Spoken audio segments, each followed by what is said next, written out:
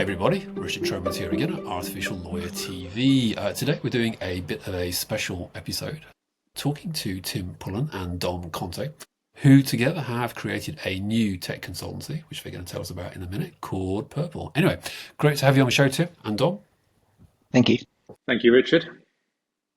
Me and Tim, we've known each other for quite a while, probably since you started Thoughtriver, which we'll come to in a minute, which is a legal AI startup, which is now way beyond being a startup. But first, let's talk about Purple. What is Purple, Tim? So Purple is a build studio. You can describe it in a number of ways, but in short, what we're doing is we're bringing a legal tech startup into the heart of a law firm and enabling them to create their own technology or integrate with other technologies in order to create new value. So what we see is a gap where sometimes there's not a neat fit between what a law firm wants to do functionally and what's available off the shelf.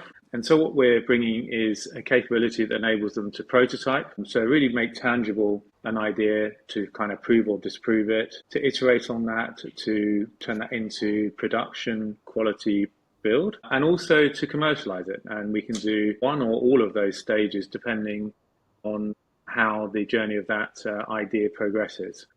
So that's essentially the proposition. We see in this new age of lower barriers to building stuff, much easier now to build really fully featured prototypes that enable people to really kind of evaluate an idea. We see a big opportunity there for law firms in particular, but not just law firms, but law firms as a target at the moment to create new value. Gotcha, and we'll dig into that in a minute. But Dom, tell us a bit about yourself, because we know a bit about Tim already, readers of Artificial Lawyer World. Dom, how did you get into this?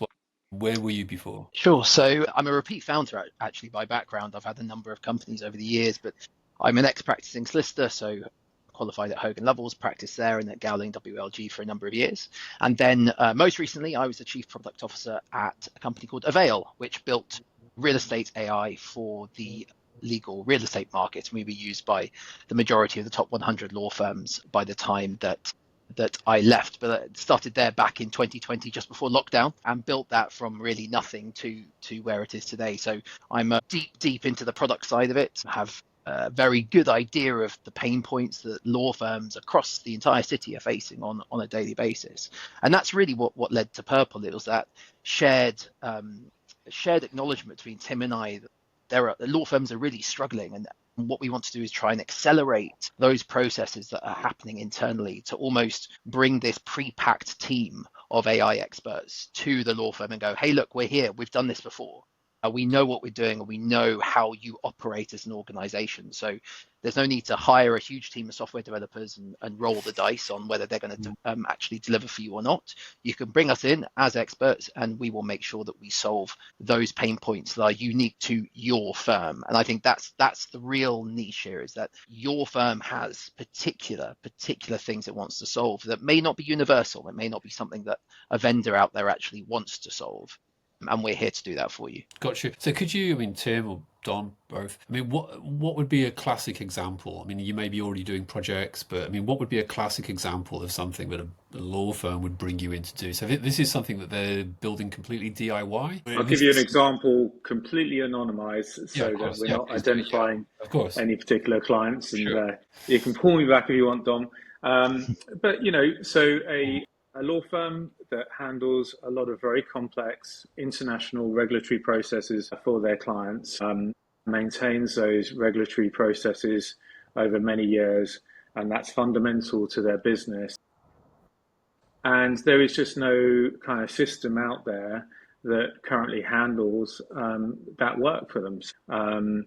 They either have to kind of make do with spreadsheets and SharePoint and things like that, and overly manual processing, or what they try to do is systemize that so as to ensure greater consistency and actually deliver better service responsiveness to their clients. So there's an example which I hope has been suitably anonymized. I'll give you another. A company looking to do huge amounts of due diligence because they routinely buy and sell assets. And they just need a really quick way of getting an authoritative heads up on, a portfolio of contracts. So how do they do that? How do they make that really work for them in the way they particularly want it to work? So there's just a couple of examples. And I'll give you a third, just in case. More examples.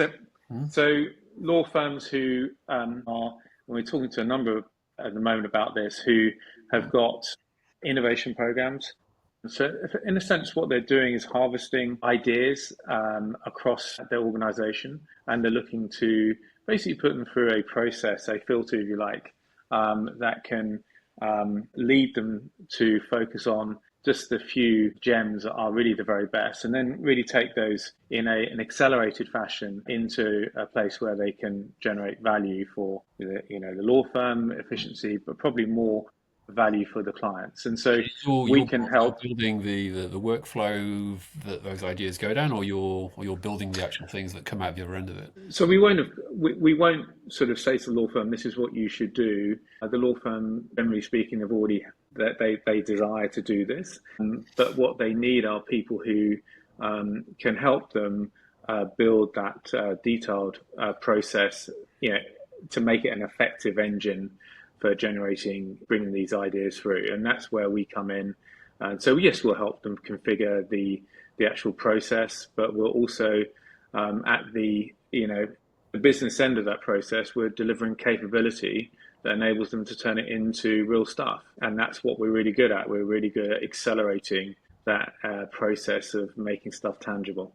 Gotcha. We've tried to build a framework around that. So law firms come to us at different stages in that innovation process, in that innovation journey. Sometimes it might be tiny pain point a fee owner has come to them with and said, look, let's explore this, in which case we're part of that exploration, that discovery phase, if you like, to help them bring that to life, give it some flesh. And then sometimes they go, look, we've got a prototype that we've sketched out on a piece of paper. Now we actually want to prototype it into a fully clickable prototype that we can then take to our executive committee and go, look, we've built the prototype, we've validated something in front of fee earners. Yes, no, can we have the funding? Can we not? And sometimes then it's the next step after that, which is great. Prototype has been validated. We need an expert team to build it out. So different stages depending on where that law firm is in their innovation journey.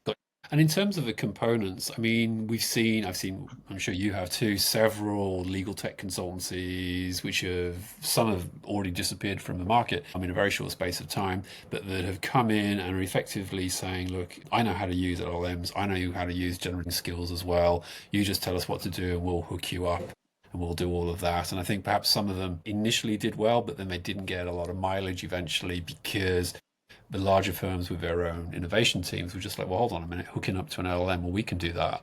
Once they'd figured out how generative AI operated and how to put security layers in, they were like off to the races.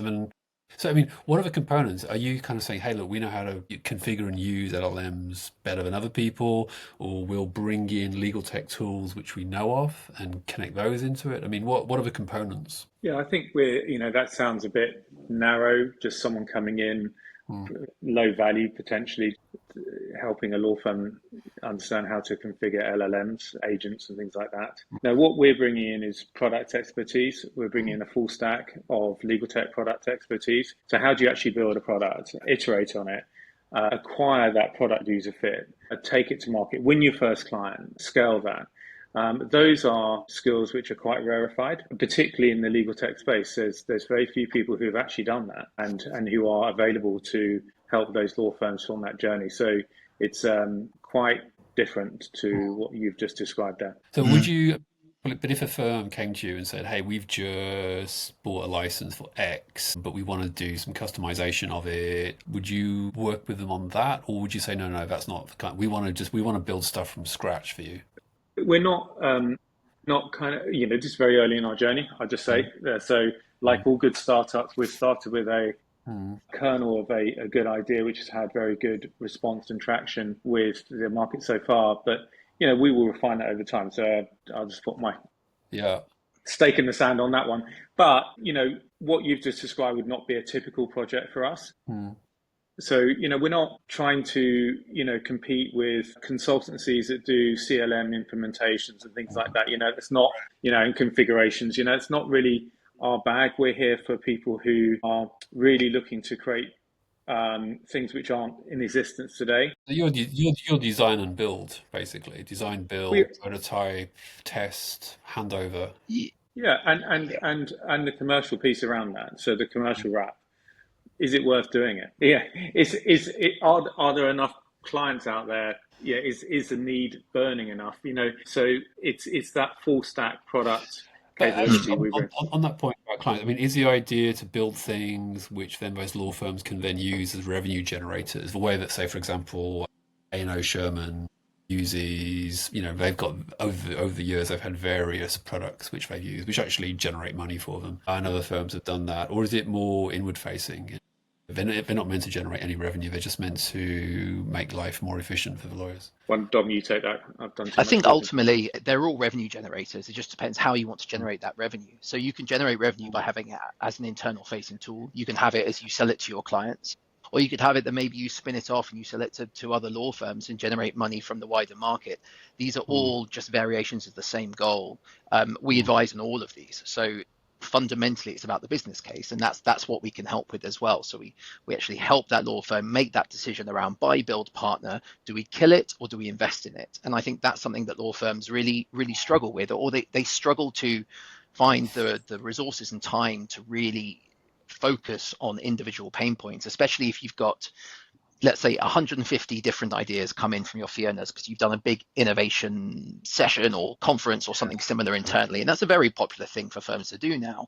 Realistically, how many of those can be solved by vendors? Not all of them. And then realistically, how many are you actually going to take the time to process, prototype, take through to delivery? And we're here essentially as almost like a fractional SWAT team to come in and go, look, we can get you there. You could only get to 30% before. Bring us in and you'll get to 60, 70, 80%, and actually create that joy in your team that you are delivering for your firm. So I think they're all revenue generators, and that's something that we help with. Gotcha. And I think, Dom, you've just come up with your tagline, which is we are the fractional SWAT team, or ninjas either, fractional ninjas. Maybe you should Might have actually made its way into a video already, to be honest. I think you should definitely do that. And why Purple? Is it?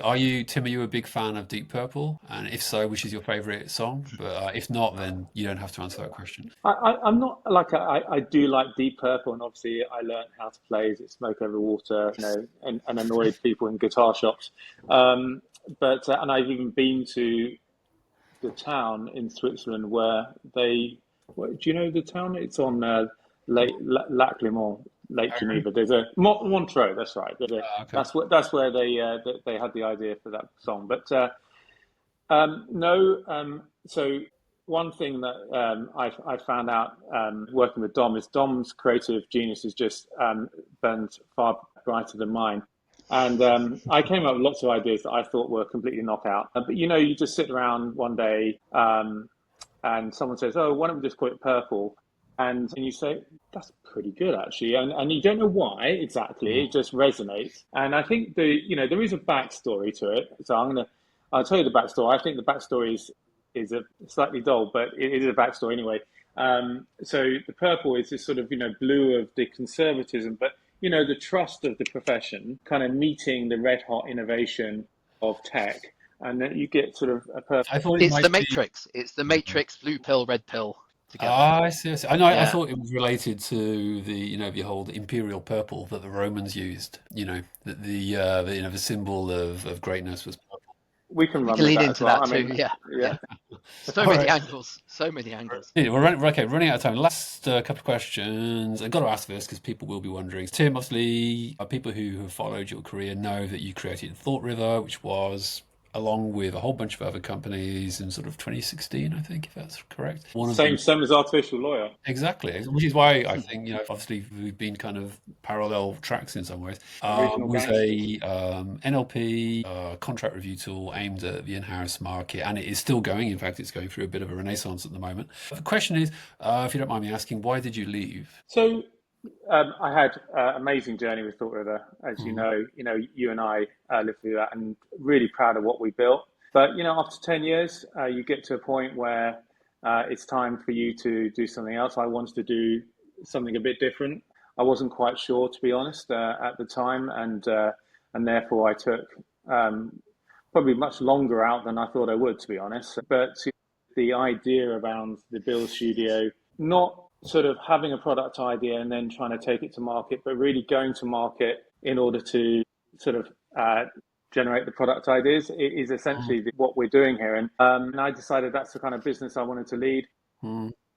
We also wanted to have a business which wasn't encumbered by, hey, it needs to be a $1 billion company or a $100 million company. You don't want to be VC backed, and I guess you're not VC backed. You're self-funding. We are, self-funded by design, and that is because we want to just have a different style of business, and so and freedom. If you want to take exactly, a week off, you can take a week. But the Thoughtriver, team, and I suppose you might even call them a tribe now because they're all over the place. The Thoughtriver diaspora. We're all still in touch, and what we achieve through Thoughtriver, and some of its technical innovations such as Lexible, which lives on even in the new version of the product, which is pretty exciting.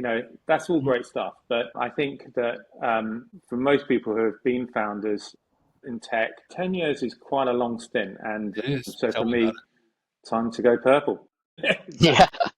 All right, well, okay, on that positive note, we shall leave it. I'll just add one little point. I remember that you came up with this idea of a traffic light system to tell you if a contract was good, needed some changes, or was bad. And I think that was probably 2016. That was probably the first time I'd heard any legal tech founders say that in terms of contract review. And it was an idea which was then picked up by literally dozens of companies afterwards. So kudos on that. Kudos also for your launch. So thank you very much, Dom. Thank you very much. Thank you. Thank you.